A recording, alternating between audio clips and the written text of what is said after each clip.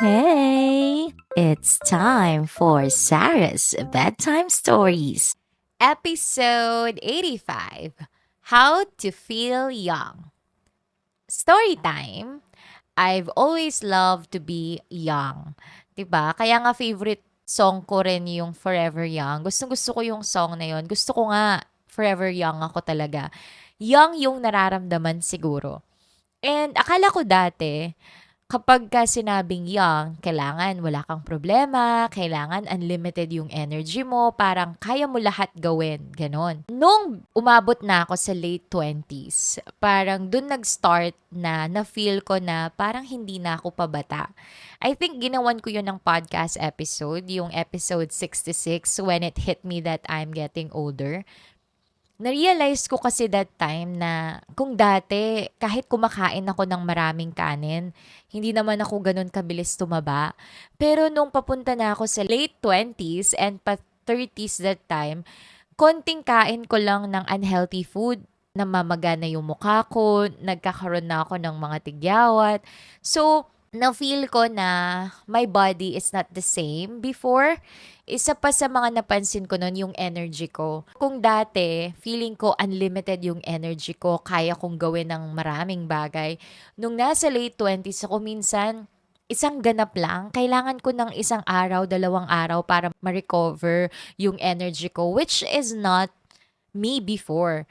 So, nung mga panahon na yon, dun ko naisip na, ay, I'm getting older na kahit gusto kong maging forever young, darating at darating pala sa point na mafi-feel ko na tatanda ako or nagbabago na yung katawan ko and yung buhay ko. But funny how, dahil sa mga instances na 'to, dun ako nag-start mag-eat ng healthy. Dito ko na-start yung journey ko na i-transform rin yung lifestyle ko, not just yung mga food na kinakain ko. In fact, ayan yung mga episodes ko from episode 78 to 81. Dinocument ko dyan yung mga naging changes in my life before I turned 30. Nung mga nire-record ko yung mga episodes na yan, yung goal ko lang talaga that time is to clear my acne. Kasi nga, insecurity ko yun before. And then, pumayat na ako and na-enjoy ko na yung mga kinakain ko hanggang dun sa gusto ko nang maging consistent yung ganong way of life. Kasi for me, sustainable siya and healthy siya. Napansin ko na maraming nagbago rin sa akin sa energy ko, sa productivity ko. So, parang helpful sa akin yung naging healthy rin yung mga choices ko in life. After nun, for me that time, it's just me healing myself. Pero nung nag-start akong mag-post ulit ng mga photos ko, ng mga videos ko, I receive a lot of comments saying na mukha akong 16, mukha akong 18, parang hindi ako mukhang trentahin, ang fresh ko, na-inspire sila sa pagpayat ko, na-inspire sila sa diet ko. Nung na-receive ko yung mga feedbacks na to, parang sa akin, parang ay talaga ba? Ito yung mararamdaman ko. Eh, feeling ko nga tumatanda na ako. Pero bakit parang baligtad? Bakit parang nung tinanggap ko yung fact na tumatanda ako, dun ako nakita na parang bumata ako. So, to answer the question, how to be or feel young, one thing that you should do is to take care of yourself. Yung totoong taking care of yourself. Kasi dati, ang idea ko rin ng pag-aalaga sa sarili is to spoil yourself. So dati, akala ko kapag sinabing self-love is ibigay mo lahat ng gusto niya. So akala ko dati yung idea ng self-love is kainin ko lahat ng gusto kong kainin, huwag kong i-deprive yung sarili ko sa mga cravings niya. So for all those years, I thought that was self-love.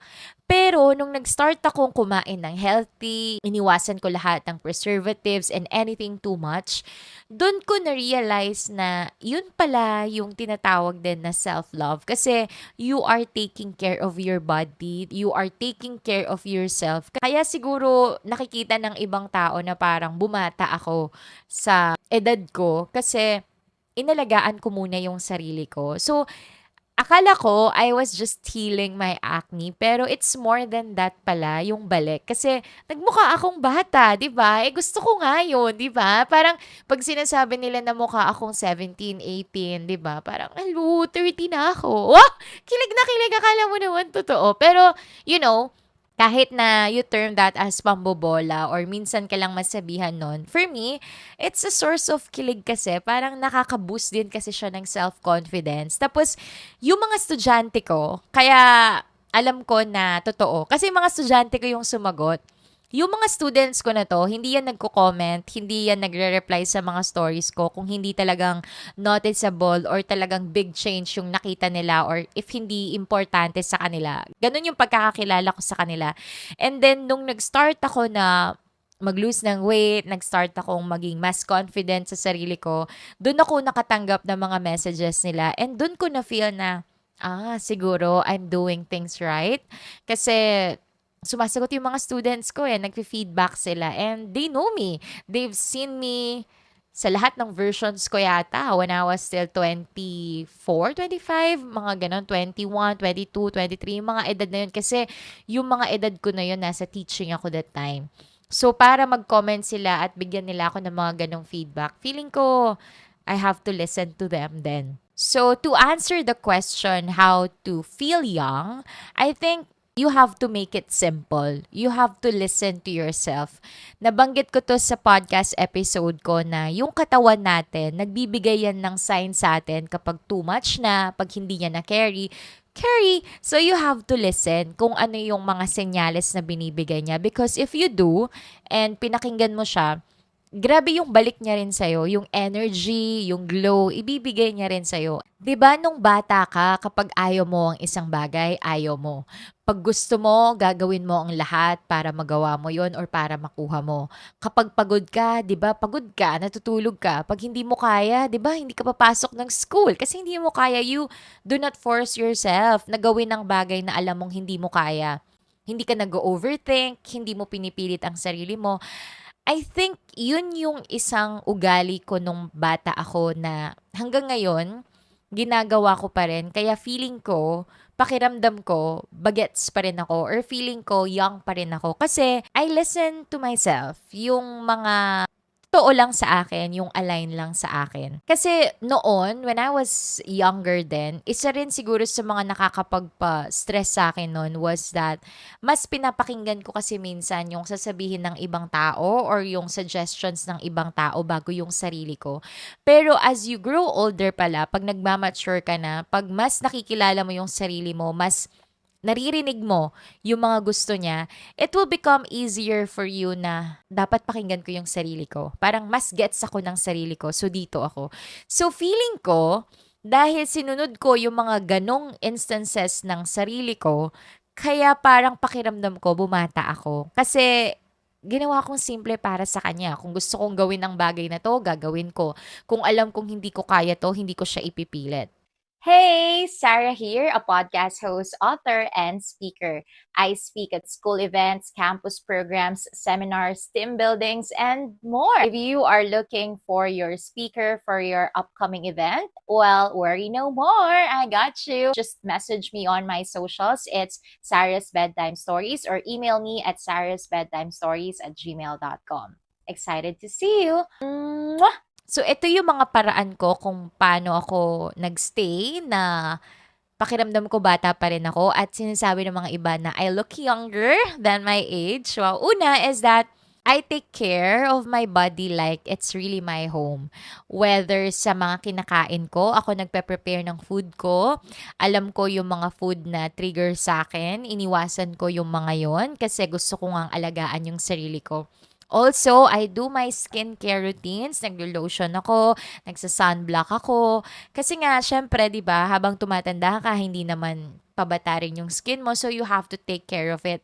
I also eat a lot of carrots. Part siya ng diet ko. So, I think nakakatulong yon. I drink a lot of water too. Isa rin yon sa mga ways ko on how I take care of myself. And then, yung mga bagay na alam ko na nakakapagod sa akin, yung mga tao na alam kong ini-stress ako at kinakasakit ng ulo ko, hindi ko pinipilit yung sarili ko na makisama or makiusap sa kanila.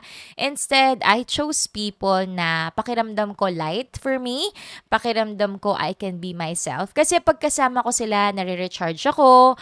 Kapag kasama ko sila, I feel like I am expressing myself more. And you need that to feel young. Kasi 'di ba pag bata ka, pag accepted ka for who you are, dun ka lalong nagpapabibo, 'di ba? Parang dun ka lalong mas nagpe-perform or dun ka lalo, how to say that ba? Yung pagbata ka kasi tapos nahanap mo yung mga playmates mo na parang they are okay kahit ano man ang gawin mo or paano man ang behavior mo. I think when you are adult, para maramdaman mo pa rin yung feels na bata ka, you have to find those people. And you will notice na ito yung mga tao na to sa buhay mo kasi you feel like you are that young version of you. I think isa yun sa mga ways for me to feel young. And isa rin sa mga na-appreciate ko was that I am surrounded by kids. Kasi pag nai-invite ako sa mga talks ko, younger sila sa akin, mga senior high school, high school. So, alam mo yon, half ng edad ko siguro or more than half ng edad ko yung mga nami-meet ko. Nung last time na na-invite ako, I think sa Florida Water District yon, nakamit ako ng mga senior high school students and then sa Mother of Good Counsel Seminary, mga seminarians. Alam niyo yung feeling na naglaro kami, team building sa mga seminarians. So, mula first hour up to the last one, naglalaro kami. Alam niyo yung energy nila, guys, sobrang consistent. And ako, as a trentahin, syempre, alam ko na hindi ko na kayang sabayan yung ganong energy. Pero, that energy that you get from them, nakaka-inspire siya na maging bata ulit. Yung, basta the joy. Nung nakita ko nga sila, nung kalaro ko sila, parang na-remind ako sa mga naging estudyante ko dati. I think being with the young ones, they are still teaching you lessons that you need as you grow older, na kahit tumatanda ka na, may mga bagay pa rin talaga na you have to keep for you to have that youthful feeling and that youthful glow. So dahil na-discover ko yung mga bagay na nakakapagparamdam sa akin na I feel younger, and dahil na-meet ko yung mga tao na hinahayaan akong maging kiddo, na-express ko yung fun, playful side ko, syempre mas dun ako sa mga tao na to. Sasamahan ko sila, more of these moments, kasi yun yung nakakapagpa-feel sa akin itong youthful energy. Kaya siguro rin, nakikita rin ng mga followers ko na I look younger than my age. I think another way then to bring back that youthful glow is to go back to simple joys. Ako, I dance, I sing, I make chika with my friends, I do telebabad. I also cook the food that I love. Alam nyo ba, pag ginagawa mo tong mga to, kahit na little things yan, it adds to the joy that you feel inside. And then kapag masaya ka kasi inside, parang bumabata yung pakiramdam mo. So bumabata rin yung itsura mo. Another thing din na na-realize ko rin is yung I dance and I sing. So I do TikTok videos kasi na pag narinig ko yung isang song na dati playlist ko siya, kakantahin ko siya and then magpapakita ko, magmamaganda ako, tapos i-upload ko siya sa mga socials ko. And before, parang afraid ako na baka i-judge ako na ano ba yan? Ano, ganito yung mga pinopost niya. Pero for me kasi, it's my effective way of cheering myself up. Yung parang kailangan ko siya kasi to energize my day. So, pagka nakagawa ako ng mga ganong videos, parang pakiramdam ko, energetic ako before I start doing something. So, ginagawa ko siya kahit na may idea sa akin na baka ayaw ng mga tao to. Parang POV ko, edi kung ayaw nyo, wag yung panoorin.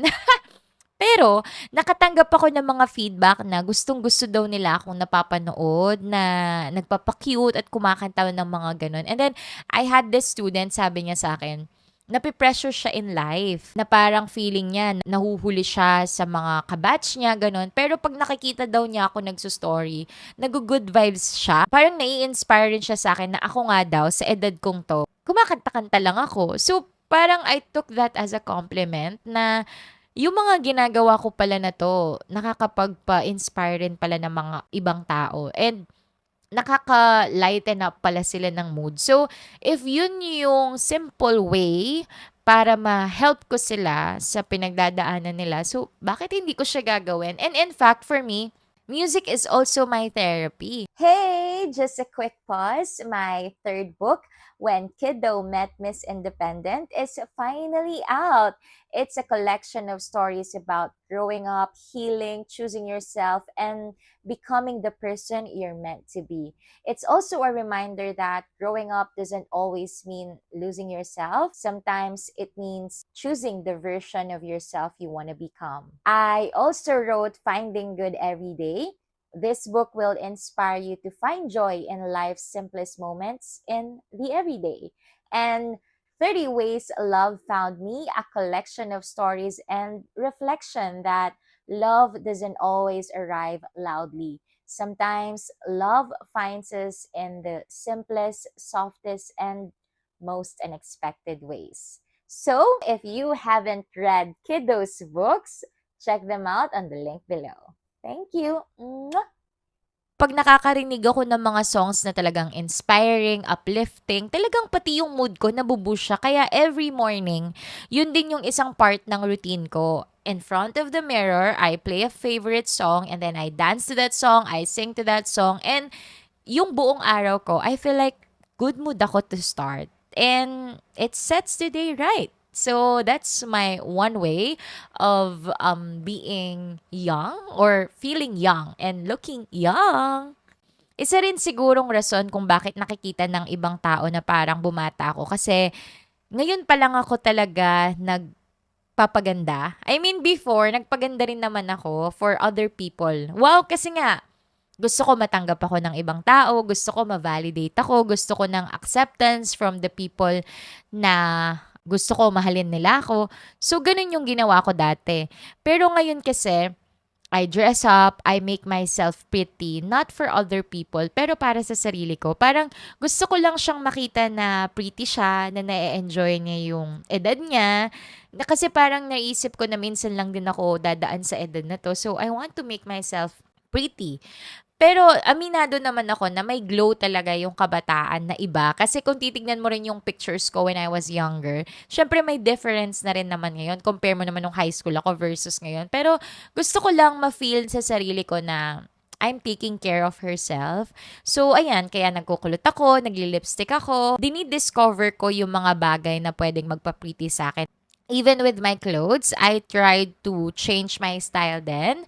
Thanks to my stylist, Madam Judy Ann Mamangon. Maraming salamat. So, binigyan niya ako ng mga options na bagay sa akin. Kasi akala ko dati ganito lang yung mga bagay sa akin. Pero nung sinabi ng friend ko na I look better with this one, try this color, bagay mo rin yung gantong color. So parang ako, nagkaroon ako ng chance to discover also kung ano yung mga bagay na mas makakapagpa-pretty sa akin. Dahil feeling mo, you let yourself to feel pretty, siguro nagkakaroon yun ng additional effect para ma-feel mo na bata ka.